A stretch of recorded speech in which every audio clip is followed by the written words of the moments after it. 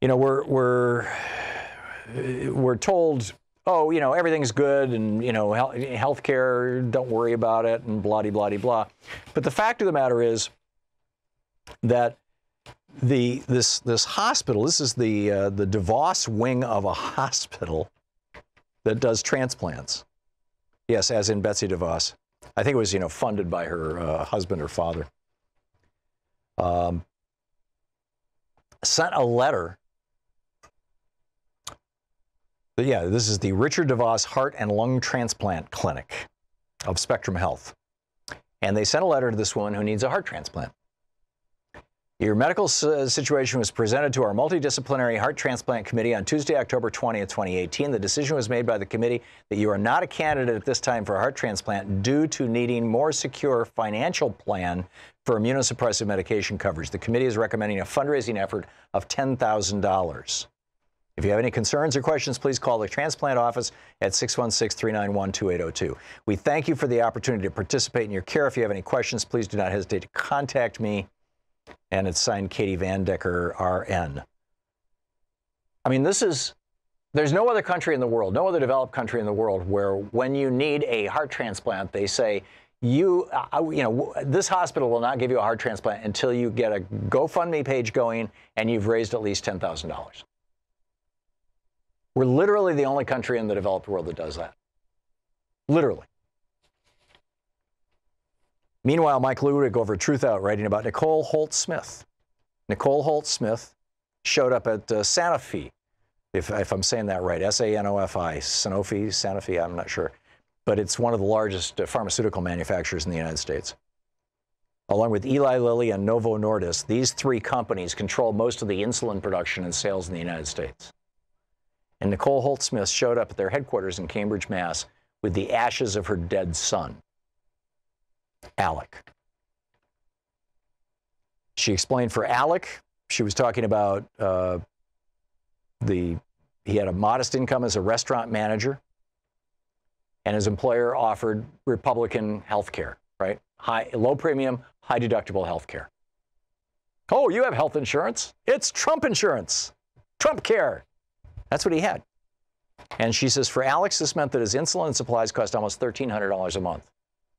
He and I together researched options for months in advance about his health insurance options. They weren't good. The best plan we found would cost him $450 a month for the premium with a whopping $7,600 deductible. That deductible meant he would be paying out of pocket for his medicine for so many months anyway, so he decided to go without a plan until he could find a different job with better benefits.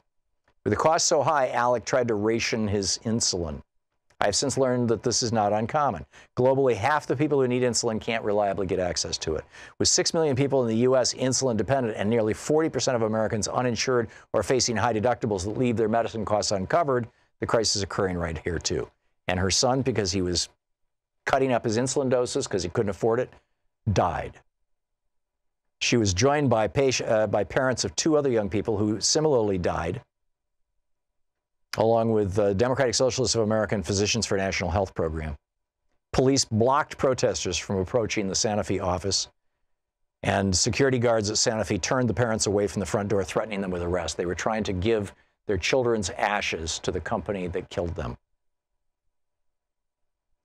They note, Mike Ludwig notes in the article in Truth Out, a vial of insulin that once cost $25, and I should add probably cost less than $5 to manufacture. A vial of insulin that once cost $25 now goes for about $500. The activists are demanding that Sanofi immediately lower the price of its insulin products by 90%. Meanwhile, last March, this from Marshall Allen over at ProPublica. Last March, Tony Schmidt discovered something unsettling about the machine that helps him breathe at night. Without his knowledge, it was spying on him. From his bedside, the device was tracking when he was using it and sending the information not just to his doctor, but to the maker of the machine and to the medical supply company that provided it and to his health insurance company. Schmidt is 59. He has sleep apnea. He uses a CPAP machine so that he can, not have a heart attack, breathe well, stay awake during the day. But now that his health insurance company knows how much he's using it and how often he wakes up, they know what kind of risk he has for heart disease. And, you know, these things are expensive, by the way, but they're spying on you. The headline over ProPublica, you snooze, you lose. Health insurers make the old adage literally true for sleep apnea sufferers. In an email, a Blue Cross Blue Shield spokesperson said it's a standard practice for insurers to monitor sleep apnea patients and deny payment if they aren't using the machine. And privacy experts said that sharing the data with insurance companies is allowed under federal privacy laws. An ResMed representative said once patients have given consent, it may share the data it gathers with the patient's doctors, insurers, and supply company. It's amazing. He turned the machine in and got one that doesn't connect to the internet. Meanwhile, remember Mitt Romney's well, this was actually George Bush's Carlyle Group. George Herbert Walker Bush was the head guy at Carlyle Group for a while after being president. Carlyle Group acquired a hospital, excuse me, a nursing home. HCR Manor Care. It's the second largest chain of nursing homes in the United States. They bought them out. They sold the land to themselves, to the hedge fund. They then started charging the company rent. There's 25,000 patients in these places. And the companies couldn't pay the rent, and they no longer owned their own land. This was a healthy company before the Carlyle Group came in. Carlyle Group skimmed $1.3 million off the top and gave it to themselves. And ultimately, this Manor Care nursing home chain filed for bankruptcy in March of this year. Turns out the number of health code, this is by Peter Wiersky and Dan Keating over at Washington Post. The number of health code violations found at the chain each year rose 26% between 2013 and 2017.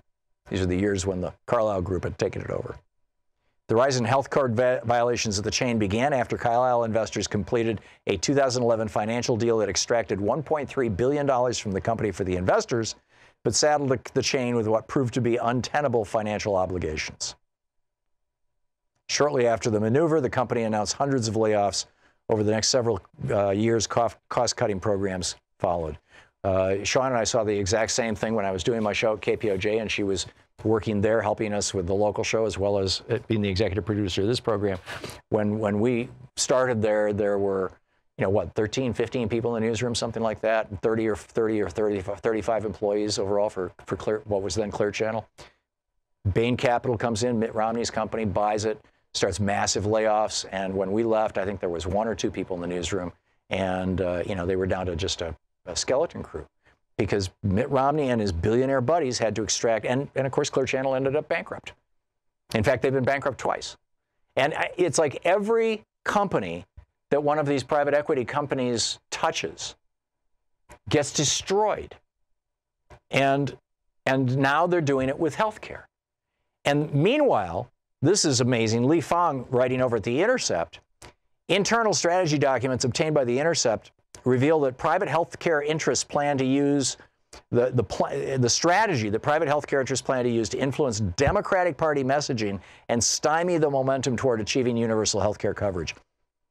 He points out 48 incoming Democratic freshmen campaigned on Medicare for All. 123 already sitting House Democrats co-sponsored Medicare for All legislation. The campaign is, quote, designed to change the conversation around Medicare for All and minimize the potential for this option in healthcare from becoming part of the national political party's platform in 2020. They've created this new group. It's called the Partnership for America's Healthcare Future. And they are lobbying Democrats like there is no tomorrow. Lee Fang notes, private healthcare lobbyists are confident that they can prevent any federal expansion of Medicare in Congress, given Republican control of the Senate and the White House. They just, Republicans do not believe that the government should do anything that can be done by private industry to make a dollar. And they don't believe that human life is sacred.